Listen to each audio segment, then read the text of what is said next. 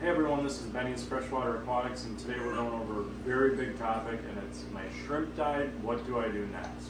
So we have a couple of different types of shrimp that we have in our fish room here. We are a shrimp breeder, but we keep Caridina shrimp as well as Neocaridina shrimp over on the other side of the room if you've seen our other stuff.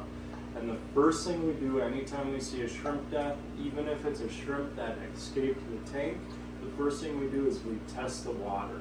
I really like the API freshwater test kit, and the reason is because it gives you kind of a full picture of everything going on in your tank versus the little test strips that you can actually dunk in the water. And the reason why I don't like those is because it kind of leaves a little bit of guesswork. So after we kind of get everything tested, whether it's, hey, my tank's cycling, or, I couldn't wait, I'm doing a fish-in cycle, or hey, it's an established tank. Once you get all of that stuff figured out and you get that big picture, you can see, hey, for whatever reason my cycle has crashed, or I'm showing nitrites and I'm overfeeding, or hey, there's a little bit of ammonia in the tank. It's a very good base point to start out at. And then once you guys are all set and you've tested everything and you know where your parameters at, where should they be? Look up if you have a Caridina style shrimp, or it's a new type of shrimp that you picked up from a breeder. Maybe look at where they came from. What type of parameters were the shrimp at before you bought them? Is it a very different set of parameters than the person you bought them from? These are all important things because, any type of change, shrimp love stability. So if it's a big change for them, and they tried molting to kind of get used to the new water, those are all things that can possibly lead to a death. Another very important thing is think about what you've done possibly different within the last 24 or 48 hours. Was there a new piece of aquascape that you introduced to it, a new plant, maybe you added to your colony?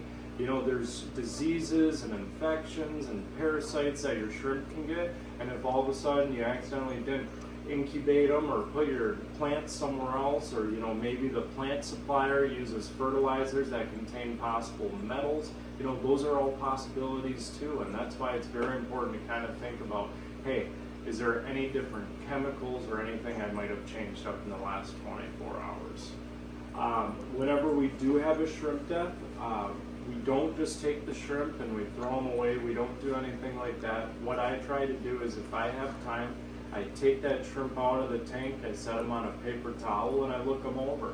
Is it a possible male, female? Is she buried? Do they have a little ring on their back where it shows, hey, they might have failed molt and didn't survive the process? Those are all additional things where, hey, maybe it was just a natural cause, or hey, maybe you need to increase the calcium in your tank a little bit and stuff like that. It's all very important things. And if your shrimp is buried, and she's carrying eggs underneath her tail, there's always a chance that you can actually take those eggs and still hatch them in other ways. So, and we can go over that in future videos too, but that's also a very important thing to kind of think about.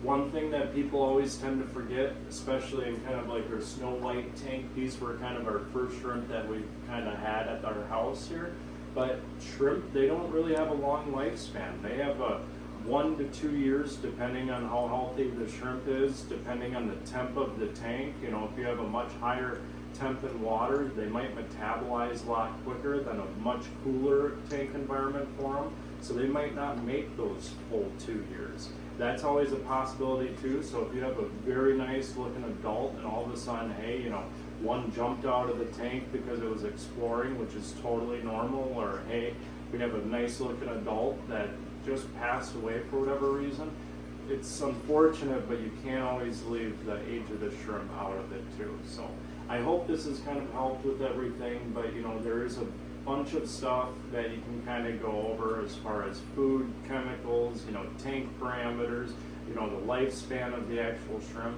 but it's just a wide variety of things that could be happening in your tank, and the more you know about it, the better chance of figuring out if you're going to be possibly losing another shrimp. If you do like this video and you think you found some helpful stuff from us, please follow. We do have lots of social media. We actually just set up a Discord as well that should be in the descriptions of everything. But if Discord isn't for you, we have a TikTok, Instagram, Facebook, You know, you can find us almost everywhere. We are a small, growing kind of shrimp breeder here in Minnesota, but it would be amazing if we could talk more with you guys.